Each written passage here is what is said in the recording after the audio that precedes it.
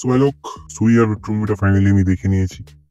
আর পাবলিকের mix response পেয়েছে এই রেট্রো মুভিটা। কেউ বলছে খুব ভালো, কেউ বলছে একেবারে ঘটিয়া।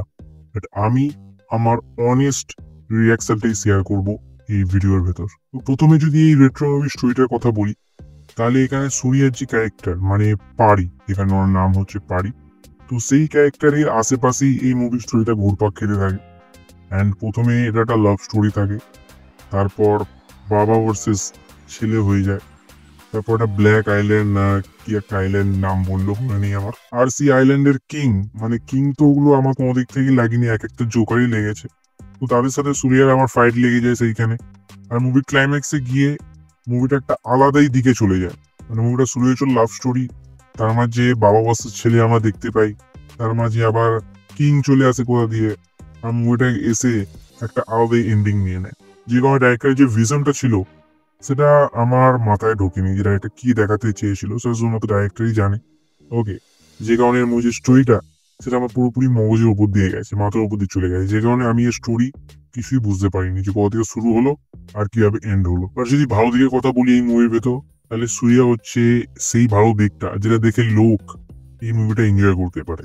কারণ সুরিয়ার পারফরমেন্স একেবারে শুরু থেকে শেষ অব্দি আমার খুব ভালো লেগেছে। এন্ড সুরিয়া যে নিজে 100% দিয়েছে এই মুভির ভেতর, সেটা তুমি প্রতিটা শর্ট দেখলে তুমি বুঝতে পারবে। সুরিয়ার ফেস এক্সপ্রেশন বলো, ইভেন মুভির ভেতর সিন আছে সুরিয়ার যেখানে উইথাউট ফেস এক্সপ্রেশন সুরিয়া নাচবে, কারণ ওই মুভির ভেতর হাসতে জানে না। ওকে, ওর ক্যারেক্টারটা এমনভাবে বিল্ড করা হয়েছে যে ও হাসতে যায় না, হাসতে কোনোদিন শেখেনি। যে কারণে ওই উইথাউট হাসি দিয়ে যে নাচটা ছিল, ওটা সব থেকে হিলেরিয়াস মোমেন্ট ছিল আমার এই মুভির জন্য। অ্যান্ড সুরিয়া সেই কাজটা খুব ভালোভাবে করেছে। আর তার পাশাপাশি আরো একটা ভালো দিক আছে, সেটা হচ্ছে মুভির ফার্স্টটা। মানে আমি যদি একে সেকেন্ড হাফের সাথে তুলনা করি, তাহলে ফার্স্ট হাফটা যথেষ্ট বেটার ছিল। ইয়েস, আর সেইখানে ফার্স্ট হাফের ভেতর একটা ওয়ান টেক শট ছিল, যার ভেতর নাচা গানা হচ্ছে, যার ভেতর কথোপকথন হচ্ছে, কনভারসেশন হচ্ছে। তার পাশাপাশি সিঙ্গেল শটে একটা অ্যাকশন সিকোয়েন্স আছে, মানে উইথাউট মাসিভ প্রেজেন্টেশন সেই অ্যাকশন সিকোয়েন্সটা আমার চড়া লেভেলে লেগেছে। আর এই দুটো জিনিস ছাড়া আমার আর কোনো জিনিস মনে নেই যেটা এই মুভির ভেতর আমার ভালো লেগেছে। কারণ লিটারালি ভাই, তুমি যখন মুভিটা থেকে বার হবে তখন তুমি ভুলে যাবে, ইয়েস, তোমার মাইন্ডে থাকবে না এই মুভিটা। তো এরকম টাইপের একটা মুভি বানিয়েছে মেকার্সরা। আর রেট্রো যদি আমি এক লাইনে রিভিউ করতে আমি এটাই বলবো যে আমার টোটালি একটা অ্যাভারেজ বা বিলো অ্যাভারেজ মুভি লেগেছে। ইয়েস, কারণ এই মধ্যে জাস্ট ভালো জিনিস ছিল সুরিয়া, এছাড়া কোনো জিনিস আমার ভালো লাগে না। স্টোরি না প্রেজেন্টেশন অ্যান্ড ডাবিং সেটাও ঘাটিয়া লেগেছে আমার, মানে হিন্দি টাইমের কথা বলছি আমি। সো এই মুভিটা তাদেরই ভালো লাগতে পারে যারা সুরিয়ার ডাইহার্ট ফ্যান। ইভেন আমারও সুরিয়াকে ভালো লাগে, আর উনি নিজে 100% দিয়েছেন এই মুভির ভেতর।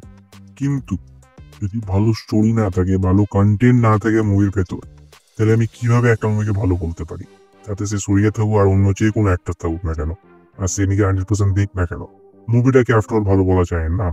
যে কারণে আমি রেট্রো মুভির 5-এর ভেতর 2 স্টার।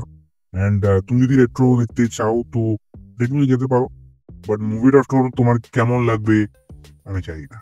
আর তুমি যদি সলিড কন্টেন্ট ওয়াইজ মুভি দেখতে চাও, তাহলে হিট 3টা ডেফিনেটলি ওয়াচ করতে পারো।